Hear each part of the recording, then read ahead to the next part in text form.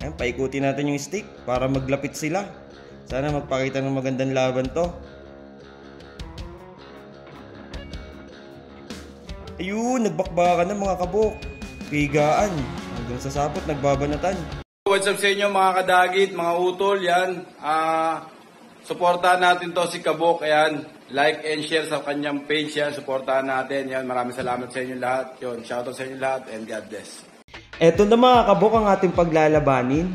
Isang dilaw na nasa bandang kaliwa, laban sa tala na nasa bandang kanan. Pumili na kayo kung sa tingin nyo sino mananalo bago ko paglabanin. At i-comment nyo sa baba mga kabok. Medyo malaki talaga yung diferensya ng sukat nito.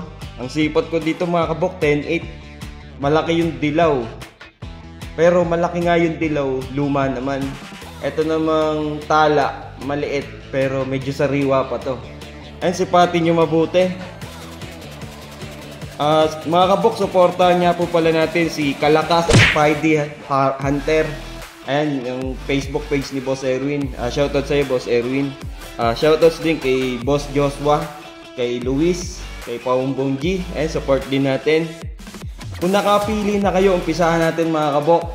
Sana magpakita sila ng magandang laban at sana mag-enjoy kayo. Game tayo mga kabok. Nasa bandang kanan yung tala, nasa bandang kaliwa naman yung dilaw. Ayan, paikutin natin yung stick para maglapit sila. Sana magpakita ng magandang laban to. Ayun, nagbakbakan na mga kabok. Pigaan. Hanggang sa sapot, nagbabanatan. Nagpapaulan ng sapot yung tala. At mukhang lumalamang siya sa laban. Siya yung nakaibabaw dito. Ayun, hanggang sa baba. Mukhang napusuran yung dilaw mga kabok. Hindi maganda yung tama ng dilaw. At nasasaputan na siya. Lamang na dito yung tala.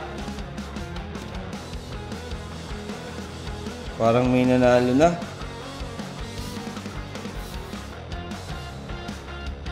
Hindi na gumagalaw yung dilaw. Tala win tayo mga kabok. Panalo yung tala.